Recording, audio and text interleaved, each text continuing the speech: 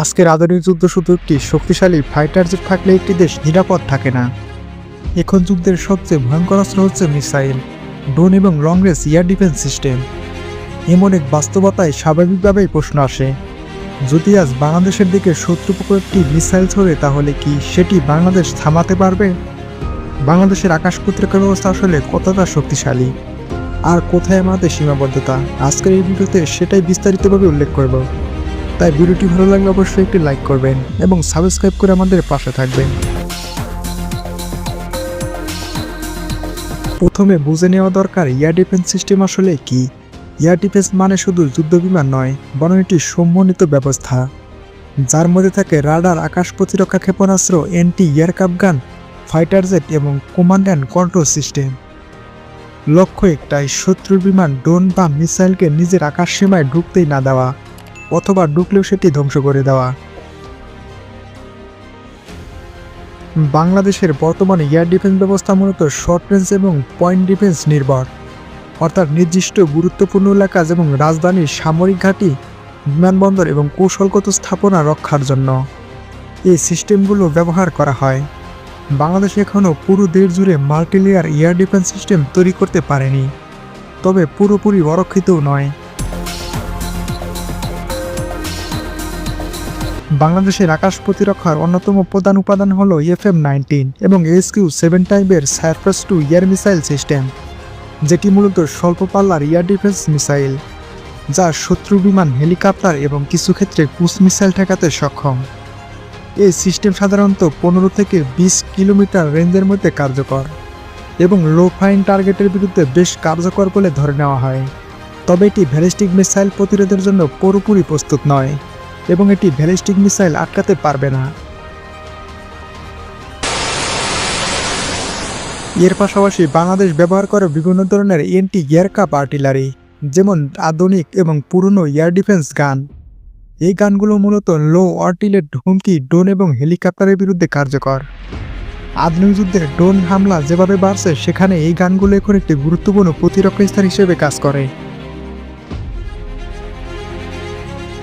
বাংলাদেশের আরেকটি গুরুত্বপূর্ণ শক্তি হল ম্যানপ্যাডস, অর্থাৎ shoulder fire air defence missile.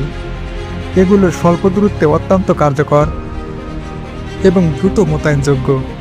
যুদ্ধক্ষেত্রে শত্রুর হেলিকপ্টার বা লো ফ্লাইং এয়ারক্রাফটের জন্য এগুলো বেশ বড় ধরনের হুমকি তৈরি করে। যদিও এগুলো রেঞ্জ সীমিত, তবে সঠিক ব্যবহারে এগুলো খুবই বিপজ্জনক হতে পারে। এয়ার ডিফেন্সের সবচেয়ে গুরুত্বপূর্ণ অংশ হল রাডার এবং আর্লি ওয়ার্নিং সিস্টেম। বাংলাদেশ ধীরে ধীরে তার রাডার নেটওয়ার্ক উন্নত করেছে। উপকূলীয় এলাকা এবং গুরুত্বপূর্ণ অঞ্চলে রাডার কভারেজ থাকার কারণে শত্রু বিমান এবং ড্রোন আগেই শনাক্ত করা সম্ভব হয়।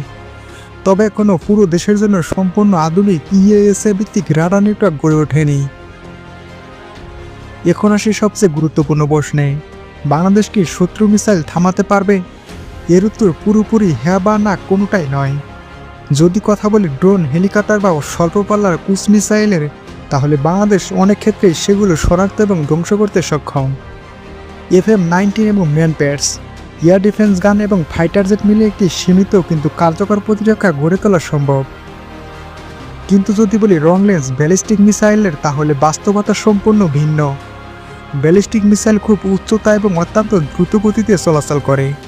এগুলো ঠেকাতে প্রয়োজন হয় multilayer long range air defence system, যেমন প্যাট্রিয়ট বা S-400 বা সমমানের প্রযুক্তি। বাংলাদেশ বর্তমানে এমন কোনো পূর্ণাঙ্গ ব্যালিস্টিক মিসাইল ডিফেন্স সিস্টেমের মালিক নয়। এখন যদি আঞ্চলিক প্রেক্ষাপট দেখি, তাহলে ভারতের কথাই আসবেই প্রথমেই। ভারতের হাতে রয়েছে বহুস্তরের এয়ার ডিফেন্স সিস্টেম, আকাশ, বোরাকেট এবং S-400 মতো শক্তিশালী রাডার নেটওয়ার্ক। তুলনামূলকভাবে বাংলাদেশ এখন পিছিয়ে, তবে এটাও সত্য যে বাংলাদেশ কখনো আক্রমণাত্মক সামরিক নীতি অনুসরণ করে না। বাংলাদেশ এয়ার ডিফেন্স মূলত ডিফেন্সিভ ডিফেন্স, অর্থাৎ আত্মরক্ষার জন্য। আর মিয়ানমারের সঙ্গে তুলনা করলে চিত্রটা ভিন্ন। মিয়ানমারের এয়ার ডিফেন্স ব্যবস্থা এখনও অনেকটাই পুরনো এবং সীমিত। এদিক থেকে বাংলাদেশের প্রযুক্তি, রাডার এবং সংগঠনের দিক থেকে এগিয়ে রয়েছে। ফলে সীমান্ত আক্রান্ত যে কোনো পরিস্থিতিতে আকাশে বাংলাদেশ তুলনামূলকভাবে সুবিধাজনক অবস্থানে থাকবে। ভবিষ্যতের দিকে তাকালে স্পষ্ট বোঝা যায় বাংলাদেশকে তার এয়ার ডিফেন্স আরও শক্তিশালী করতে হবে। শুধুমাত্র ফাইটার জেট দিয়ে আধুনিক মিসাইল যুগে টিকে থাকা সম্ভব নয়। প্রয়োজনে ফাইটার জেট, রাডার এবং মিসাইল এই তিনটি সমন্বয়ে একটি শক্তিশালী আকাশ প্রতিরক্ষা ব্যবস্থা তৈরি করতে হবে। সবশেষে বলা যায়, বাংলাদেশ আজ পুরোপুরি সুরক্ষিত নয়, আবার পুরোপুরি অরক্ষিতও নয়। বর্তমানে এয়ার ডিফেন্স ব্যবস্থা স্বল্প এবং মধ্যম হুমকি মোকাবেলায় কার্যকর, তবে ভবিষ্যতে আরও বড় হুমকির জন্য আরও আধুনিকায়ন জরুরি। আকাশ প্রতিরক্ষা মানে যুদ্ধ নয়, বরং এটি যুদ্ধ ঠেকানোর সবচেয়ে শক্তিশালী উপায়। বন্ধুরা, ভিডিওটি ভালো লাগলে অবশ্যই একটি লাইক করবেন এবং সাবস্ক্রাইব করে সবসময় আমাদের পাশে থাকবেন। ধন্যবাদ সবাইকে।